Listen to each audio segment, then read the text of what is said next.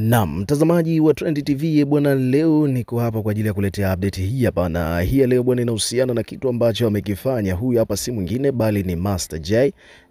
Bwana Master J bwana amekutana uso kwa uso na Mwijaku. Hii tunaweza kusema kama vile ni mara ya kwanza wanakutana face to face. Alafu bwana tokea ilivyotokeaga ile yale maneno ambayo walikuwa wanatupiana kati yake yeye na Alikiba, lakini pia vile vile Mwijaku naye pia kaingilia kati. Nadhani utakuwa unakumbuka kwamba moja kati ya vitu ambavyo Master J alivifanya ni kwamba alimsemaga Alikiba kwamba Alikiba yeye ni mbanapua kama wabanapua wengine, na msanii mkali ni BN Soul kutoka Kenya, na hawamwezi kwenye swala zima la kuperform live kutokana na kwamba wasanii wa Tanzania ni wabanapua, jambo ambalo kwa namna moja au nyingine tunaweza kusema kwamba lilimkera sana Alikiba na akamuita Master J mtu wa upinde. Baada ya kusema hivyo tu basi moja kwa moja Mwijaku naye pia kaingilia kati hiyo issue na akaanza kumsema Master J akidai kwamba ana ushahidi kuhusiana na baadhi ya scenarios ambazo zilitokea kati yake yeye Master J na wazazi wake, mzazi wake wa kiume na vitu vingine vingi sana. In short ni kwamba Mwijaku alizungumza vitu vingi sana vya kashfa kwa Master J, lakini baadaye akaja akamwomba radhi. So tokea hiyo situation ilivyotokea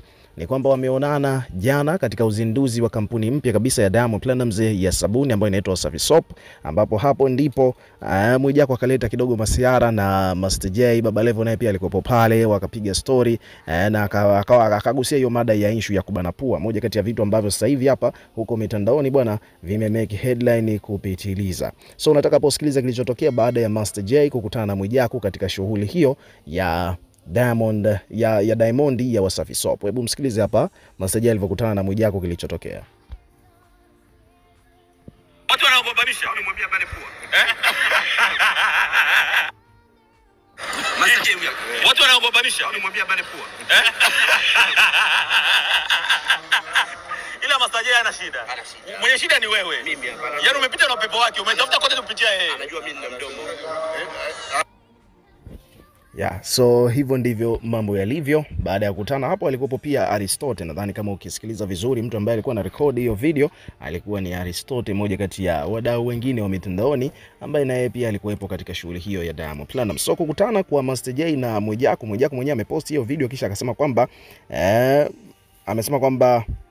nimempata hapa ukumbini Master J, nimemkuta hapa ukumbini Master J na pua kabana lakini kaimba hala.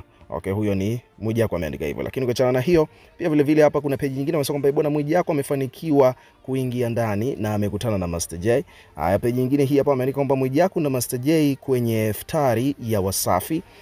Umeona, so in short ni kwamba tunaweza kusema kwamba jambo halijawa gumu tena, yani kama vile kwa namna moja au nyingine kulikuwa kuna maelewano, hakukuwa na chochote kile kibaya ambacho kilikuwa kinaendelea. So hiyo ndo encounter ya kwanza kabisa kati ya Mwijaku na Master J mara tu baada ya yale maneno ambayo walikuwa wanarushiana huko mitandaoni. Ikiwa kama mdau na kipi cha kusema, weka maoni yako katika comment section, tutakuwa tukisoma na kureplay kila comment, na pia hakikisha una subscribe kwa ajili ya kupata update zaidi.